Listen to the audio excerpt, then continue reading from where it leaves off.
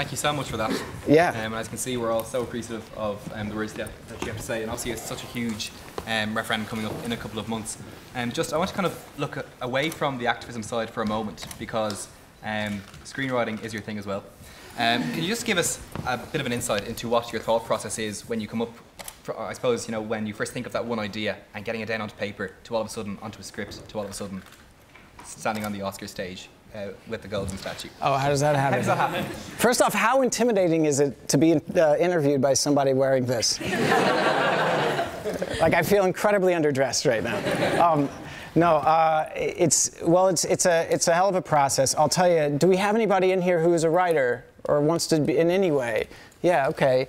You know, or even a storyteller in any way. I always start, because I teach classes on screenwriting at UCLA, the thing to figure out first is why you want to tell that story. What is it about that story that you feel, if you dropped it into the culture in 2 to 3 years, which takes a little foresight, or a lot of foresight, how is that going to create some positive change? How is that, and let's talk about change for a second. Change is so much about creating chaos, isn't it? You want to mix things up. You want to create a little messiness, because out of that messiness will come something new and something good. And so the first question, like with Milk, was, we were at a time in the gay and lesbian civil rights movement where people seemed really satisfied with straight elected officials talking for us, demanding tiny little crumbs of equality. So they were just, it was like we wanted to have the right to keep a job in this county. And that's all we were really fighting for, or that county. But if you drove, you know, if you went to the store and it was over the county line, I guess you could get arrested and fired. I don't know why we were so satisfied with crumbs. And the biggest problem I was seeing was we weren't reaching out to other minority groups. Gay and lesbian equality movement in the United States had become incredibly self-centered and myopic. And I think that's dangerous, meaning we were only sort of concerned with ourselves. We weren't reaching out to, say, the Black community or Latino community or the worker community, other communities that are really struggling in the United States. And I thought, well, we gotta fix this. And there was this guy who had this really terrific philosophy back in 1977, who was assassinated, and unfortunately the assassin's bullet was so successful that it also silenced his philosophy.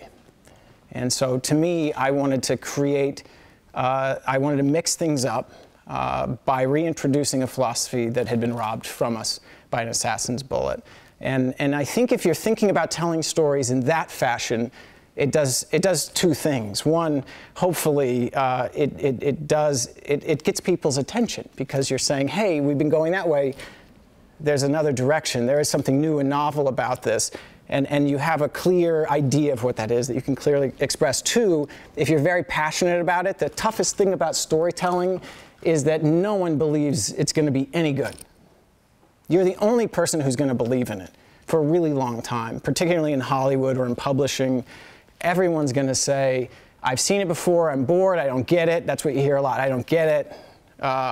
And that's okay. You've got to be so passionate about the chaos you're going to create with this thing that you're willing to hear no thousands of times, waiting for that one yes, which for me came from, well, there were the 3 yeses: Gus Van Sant, Sean Penn, and then Focus Features.